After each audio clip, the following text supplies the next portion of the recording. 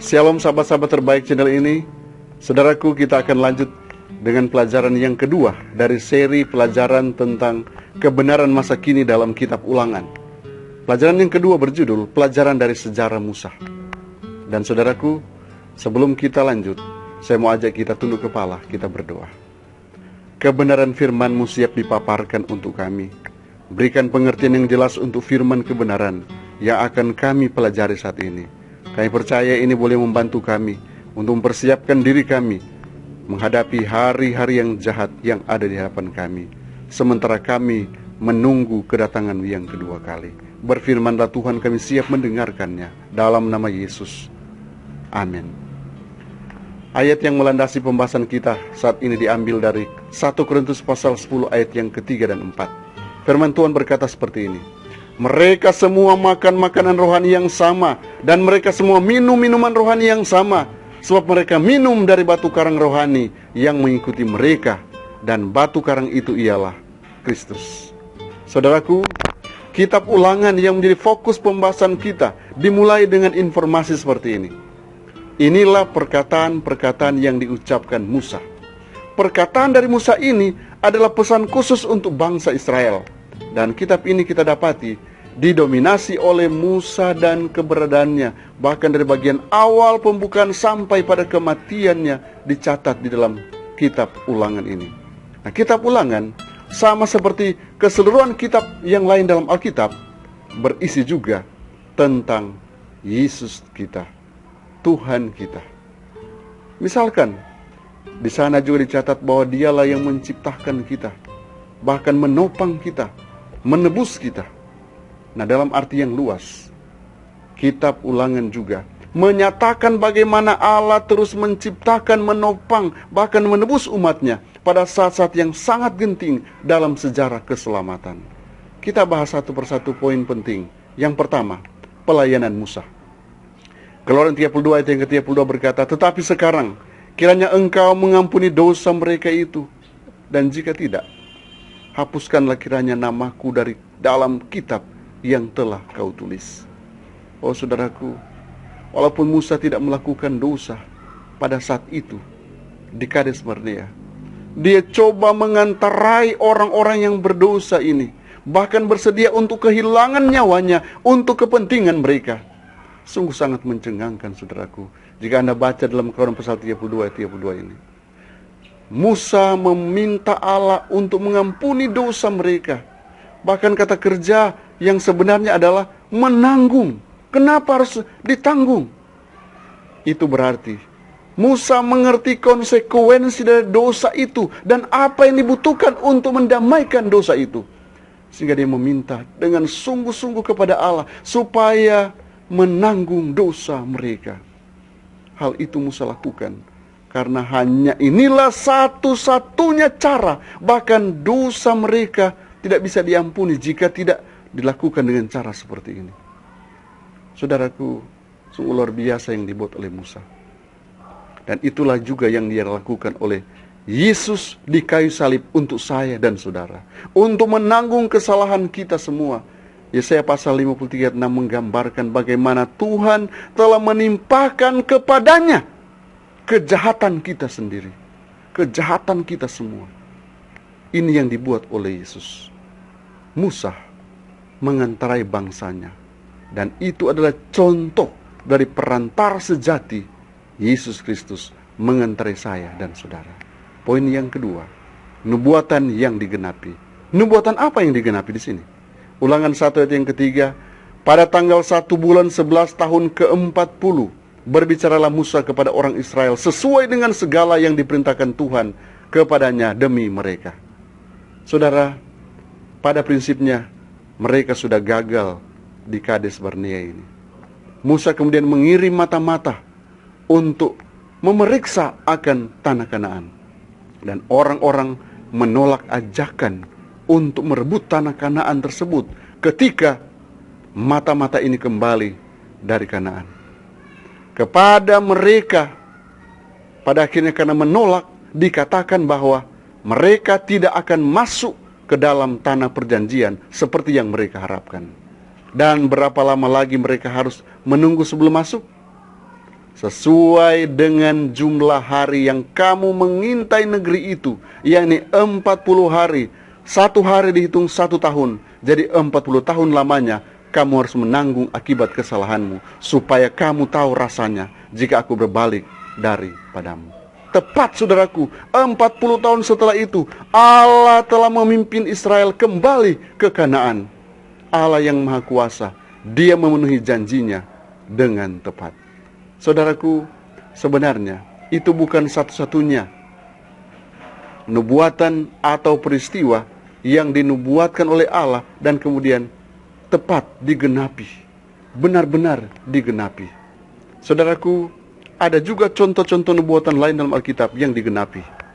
Daniel pasal 9, Daniel pasal 8, Daniel pasal 7, dan bahkan Daniel pasal yang kedua. Ini adalah contoh-contoh nubuatan yang digenapi. Daniel pasal 9 berhubung dengan 70 minggu, 490 tahun, kesempatan yang diberikan kepada orang Israel sebagai satu umat. Dan itu kemudian ditutup pada tahun 34, dari tahun 457 sampai tahun 34, ketika Stefanus dilontari dengan batu. Kemudian peristiwa Daniel pasal 8 ayat yang ke-14, nubuatan terpanjang 2300 hari atau 2300 tahun, dari tahun 457 sampai tahun 1844. Jadi 457 sebelum Kristus sampai 1844 AD. Dan bahkan juga ada yang lain, Daniel pasal 7 ayat yang ke-25, yaitu 1260 hari atau 1 masa, 2 masa, dan setengah masa, yang dihitung 1260 tahun. Inilah yang sering kita sebut dengan masa kegelapan, Dark Ages, dari tahun 538 sampai 1798. Inilah peristiwa dalam sejarah kekristenan di mana orang Kristen ditekan, dianiaya oleh karena kebenaran. Mungkin kita akan bahas di kali berikut sehubungan dengan nubuatan-nubuatan yang digenapi ini. Namun kita fokus kembali kepada nubuatan yang digenapi di dalam Ulangan. Saudara, sebenarnya nubuatan ini menegaskan bahwa Allah sedang mengendalikan sejarah, dan kita harus sepenuhnya percaya kepada Allah yang mengetahui masa depan saya dan saudara. Ayat-ayat pembukaan dari kitab Ulangan adalah bukti tambahan dari hal yang kita bicarakan, di mana Allah akan melakukan apa yang Dia katakan dan akan melakukan ketika Dia mengatakan akan melakukan hal tersebut. Dengan kata lain, apa yang Dia sampaikan sehubungan dengan periode waktu yang diberikan kepada orang Israel oleh karena mereka tidak mau menerima apa yang Tuhan sampaikan, itu benar-benar terjadi. Saudaraku, poin selanjutnya untuk kita bahas yaitu ribuan kali lebih banyak. Ulangan 1 ayat 11, Tuhan Allah nenek moyangmu kiranya menambahi kamu 1000 kali lagi dari jumlahmu sekarang dan memberkati kamu seperti yang dijanjikannya kepadamu.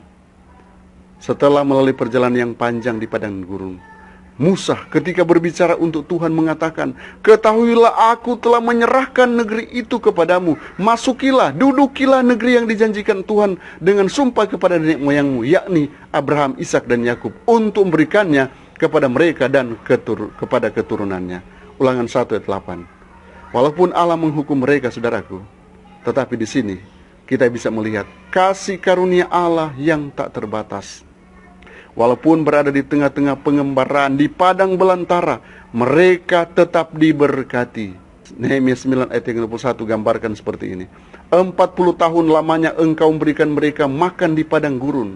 Mereka tidak berkekurangan, pakaian mereka tidak rusak, dan kaki mereka tidak bengkak. Musa sekali lagi kita boleh katakan menunjukkan kasihnya kepada bangsanya di dalam ayat tadi, Ulangan 1 ayat yang ke-11. Musa meminta Allah untuk melipat gandakan mereka ribuan kali banyaknya lebih dari yang telah Allah lakukan sebelumnya. Sehingga Musa sendiri pada akhirnya bingung bagaimana mengatur bangsanya yang sangat banyak. Akhirnya dia mengorganisir bangsanya sesuai petunjuk mertuanya. Ada perwakilan-perwakilannya. Jadi saudaraku, dari saat inilah kita boleh jumpai organisasi. Jadi walaupun Allah hadir, saudaraku, dan Allah penuh kuasa untuk mengatur mereka, tapi saudaraku, tetap saja dibutuhkan sebuah organisasi, sebuah struktur, dan sebuah sistem yang bisa dipertanggungjawabkan. Dan Israel adalah sebuah kahal. Di dalam Ulangan pasal 31-30, kahal ini adalah jemaah atau umat atau sebuah perkumpulan yang diatur. Dan ini adalah cikal bakal terhadap apa yang nantinya ada di Perjanjian Baru yang disebut dengan eklesia atau gereja. Dan walaupun saudaraku, dalam konteks ini mungkin bekerja dalam cara yang berbeda, namun Paulus juga menjelaskan tentang gereja yang membutuhkan akan orang-orang yang memiliki kualifikasi dan memenuhi syarat untuk menjalankan berbagai peran agar tubuh atau gereja berfungsi dengan baik. Sama seperti yang kita lihat dalam Ulangan dengan kata kahal di padang belantara, di mana Musa mengatur dengan sebaik-baiknya. Saudaraku, gereja saat ini sebagaimana kahal di masa lalu atau mengatur persekutuan umat, perlu ada organisasi, perlu ada satu tubuh. Jemaat juga perlu menjadi satu tubuh yang bersatu melalui orang-orang yang mengisi berbagai macam peran untuk karunia-karunia yang Tuhan percayakan mereka jalankan sesuai dengan apa yang Tuhan percayakan kepada mereka. Saudaraku, kita kembali ke Kades Barnea. Bilangan 14 ayat yang ke-19. Ampunilah kiranya kesalahan bangsa ini sesuai dengan kebesaran kasih setiamu, seperti engkau telah mengampuni bangsa ini mulai dari Mesir sampai kemari. Ketika Israel menolak untuk masuk ke Kanaan, Allah memutuskan untuk membinasakan mereka. Musa kembali mengantarai atas bangsa dengan namanya sendiri. Dan Allah kemudian memberikan pengampunan. Saudaraku, orang Israel bisa menjadi terang bagi bangsa lain jika mereka diampuni. Dan Allah harus dimuliakan di dalam umatnya. Kemuliaan dan kebaikan dan kasih dan kuasa Allah akan dinyatakan juga di dalam gerejanya melalui apa yang Tuhan sudah lakukan bagi umatnya, yaitu Dia menebus dosa-dosa kita, mengampuni dosa-dosa kita. Dengan demikian, kita boleh menjadi berkat besar juga bagi banyak orang. Ketika orang Israel diampuni, mereka juga pada akhirnya boleh menjadi berkat bagi orang lain. Kemudian, poin yang lain, kesalahan orang Amori. Kejadian 15 ayat yang ke-16, tetapi keturunan yang keempat akan kembali ke sini, sebab sebelum itu kedurjanaan orang Amori itu belum genap.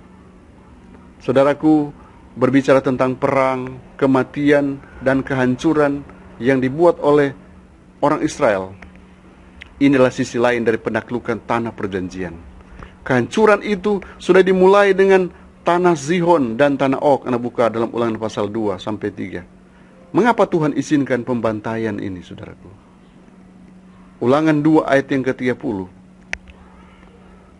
Ulangan 2 juga ayat 26-29. Allah sebenarnya selalu menawarkan damai sebelum mengizinkan perang. Orang-orang itu pada akhirnya memilih nasibnya sendiri dengan menolak perdamaian. Kejadian 15 ayat yang ke-16. Negara-negara atau bangsa-bangsa itu telah mencapai titik di mana tidak dapat kembali lagi. Kejahatan mereka telah mewabah sehingga Tuhan mengizinkan hal ini terjadi. Ya saudaraku, jika kita tinjau sejarah bangsa-bangsa dan orang-orang yang menghormati dan mempercayai Allah, kita juga akan melihat bahwa mereka diselamatkan dari kehancuran. Misalkan Rahab, kemudian ada orang Gibeon, walaupun mereka berdusta, tapi mereka diselamatkan. Kemudian kita masuk kepada bagian akhir. Dalam buku The Upward Look, 6 Agustus, pena inspirasi berkata, sejarah anak-anak Israel ditulis untuk menjadi nasihat dan petunjuk bagi kita atas akhir dunia yang akan datang. Mereka yang akan berdiri teguh dalam iman di hari-hari terakhir ini dan akhirnya mencapai pintu masuk ke Kanaan surgawi harus mendengarkan kata-kata peringatan yang diucapkan oleh Yesus Kristus kepada orang Israel. Pelajaran-pelajaran ini diberikan kepada gereja di padang gurun untuk dipelajari dan diperhatikan oleh umat Allah dari generasi ke generasi untuk selama-lamanya. Pengalaman umat Allah di padang gurun akan jadi pengalaman umatnya di zaman ini. Kebenaran adalah pelindung sepanjang masa bagi mereka yang akan memegang teguh iman setelah disampaikan kepada orang-orang kudus. Jadi saudaraku, apa yang dialami oleh orang Israel juga akan dialami oleh kita saat ini. Karena itu, kebenaran adalah pelindung bagi kita sepanjang masa yang akan membentengi kita, sehingga kita akan maju melangkah dengan kemenangan yang pasti. Pelajaran yang kita sudah pelajari, ini adalah kebenaran penting yang perlu diketahui oleh umat-umat Tuhan pada zaman ini, sehingga kita akan boleh mempersiapkan diri kita, mempersiapkan orang lain untuk kerajaan sorga. Tuhan Yesus memberkati kita semua. Mari kita berdoa. Bapa, mampukan kami untuk mengerti lebih dalam pembelajaran firman Tuhan yang sudah kami pelajari saat ini. Berikan kami hikmat agar kami boleh mempraktekannya.